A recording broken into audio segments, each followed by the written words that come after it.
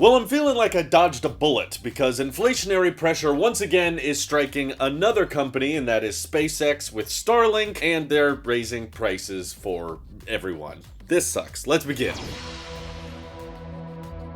So, if you already had a StarLink on order, but you haven't taken delivery yet, silver lining here is you have an appreciating asset. Because before, if you had a deposit and then the StarLink kit became available, it was $500. Now, if you have a deposit, it's $550, which again is a price hike. But if you have yet to put in a deposit, all new orders are going to be paying $600. So, if you back out on your deposit now, then if you come back, you're going to be paying a premium. So that already is a bit of a bummer. There's no legacy honoring prices going on so far, but even for people who have already been on StarLink for a while, they are raising the monthly cost of the service from $99 a month, which was already pretty steep, let's be honest, up to $110 a month, which is an $11 increase, so over $100 more per year to use this service. And as much as that's a bummer and could certainly be a deal breaker to some people, I have to acknowledge, reading what people have said about these price hikes and how they feel about the service,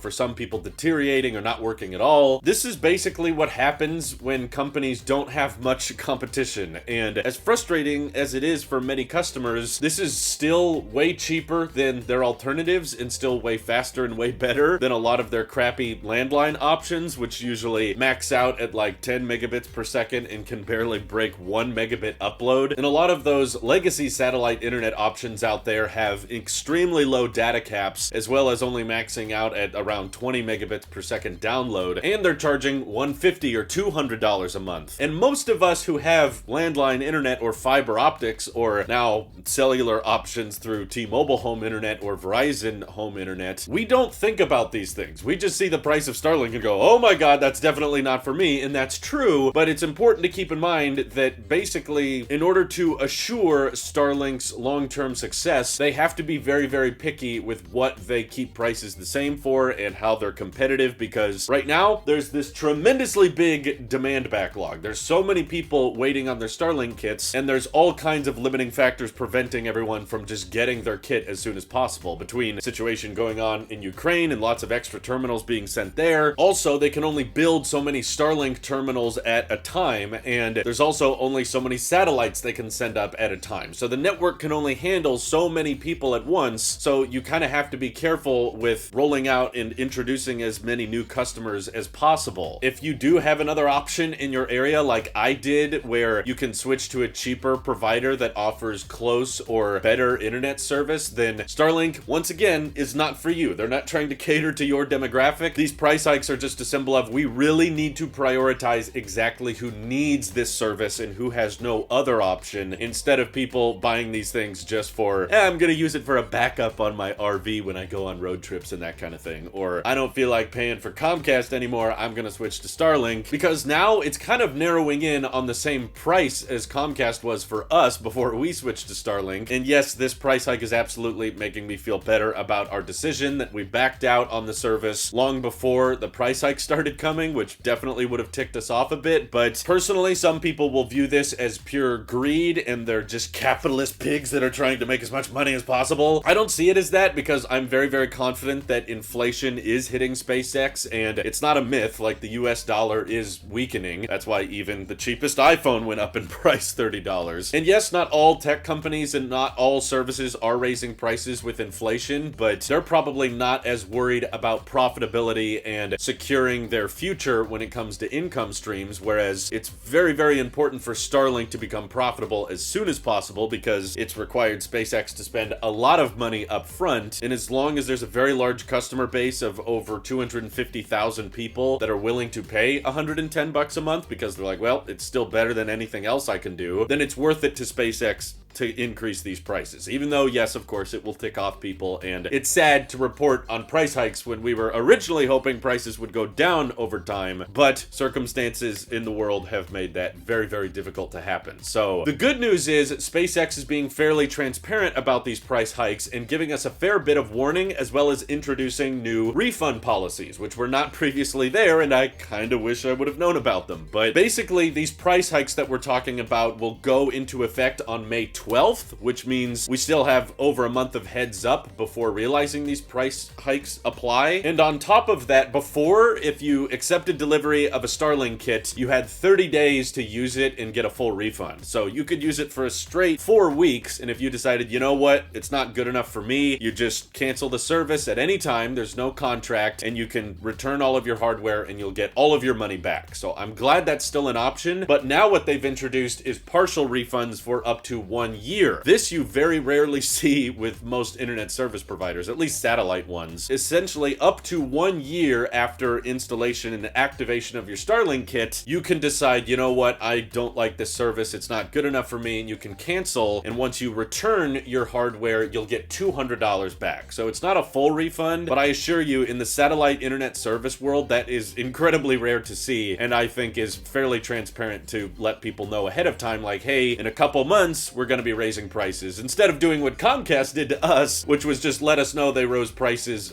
when we got the bill. We agreed to pay a certain price per month, but in the fine print it says, oh yeah, by the way, we might actually have to make these prices subject to change depending on circumstances. Then we get the bill and it's like, oh, they raised the rates on us. Great, that's wonderful. And if you don't pay it, they'll send collection agencies after you. Literally, that's happened. So I appreciate StarLink for being upfront about why they're doing this and getting people a heads up several months in advance, and even offering partial refunds. And unfortunately, because we've had StarLink for over a year, we don't qualify for the partial refund. If we would have known about that, maybe we would have considered canceling a few months earlier before we hit the 1 year mark, but that's okay. I would have rather switched to T-Mobile sooner, because that of course is now way less than half the price of StarLink, and I wanted my live streams on my channel to get more stable, and I wanted faster upload speeds. So I fully admit the StarLink package right now is not ideal for my exact setup, but I still understand and appreciate there are tons of StarLink customers out there where this was an absolute godsend and they had no other choice and no other options to choose from, and probably most of them are going to be happy to pay an extra $10 a month, because the alternative was probably something closer to $200 a month with like a tenth of the speed. So keep in mind that context when you see these price hikes. I also appreciate StarLink for taking my advice on their StarLink premium service, which I said shouldn't be called premium because it makes it sound like it's for everyday people. They've already rebranded the website to StarLink Business, which is a much more accurate naming for that terminology, and I was recommending them change it, and now they have. So thanks, SpaceX. Although I still think StarLink Enterprise would have made more sense. It would have gone along with the whole Star Trek reference stuff, but whatever. Appreciate you all for listening. This is your SpaceX Sheep here. I'll see you all in the next one.